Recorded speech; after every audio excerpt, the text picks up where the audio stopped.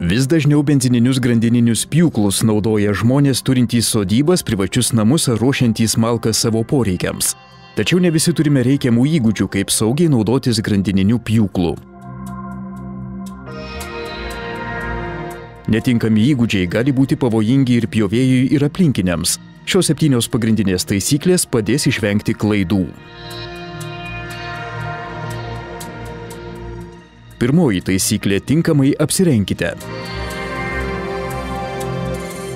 Rūbai turi būti prigludę prie kūno, marškiniai ar striukė būti užsegta, avalynė turi būti tvirtų padu ir viršumi, kad apsaugotų pėdą.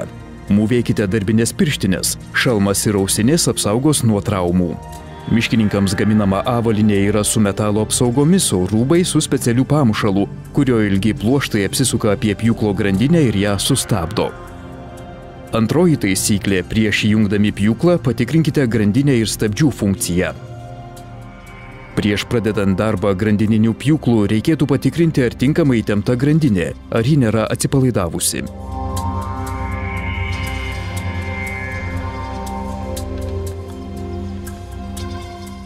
Stabdžių funkcija tikrinama padėjus pjūklą ant lygaus paviršiaus. Užvedamas variklis, didinamos variklio apsukos. Kairiosios rankos riešų pastūmus į priekį grandinės stabdžio rankeną, įjungsite grandinės stabdį.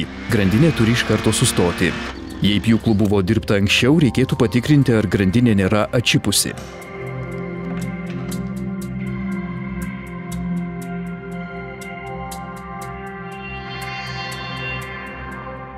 Trečioji taisyklė – užvesdami pjūklą, nepamirškite įjungti grandinės stabdžio. Jei pjūklą planuojate užvesti ant žemės, padėkite jį ant lygaus pagrindo. Įsitikinkite, kad po grandinę nėra smulkių šakelių ar kitokių daiktų, kurie galėtų joje įstrigti užvedus pjūklą. Užvesdami variklį būtinai įjunkite grandinės stabdį.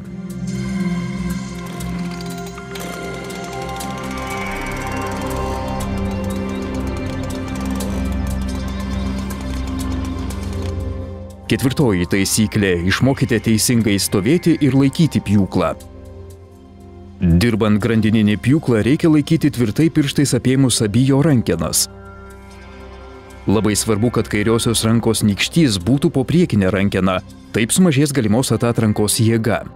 Nebijokite pjūklo, laikykite jį kuo arčiau savęs. Taip geriau išlaikysite pusiausvyrą ir rankų bei nugaros raumenims teks mažesnis krūvis.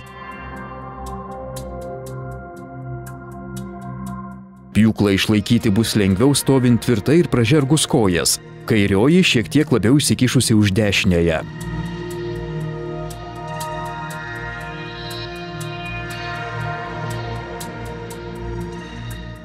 Nugaros traumų pavyks išvengti, jei pjaudami ant žemės gulintį medį labiau sulenksite kelius, o ne nugarą. Penktoji taisyklė – nekelkite pjūklo aukščiau pečių juostos. Ruošiantis medžio nuvertimui, prieš tai dažnai tenka nugenėti trukdančias šakas. Niekada nekelkite grandininio pjūklo aukščiau pečių juostos. Šeštoji taisyklė – saugokitės atatrankos.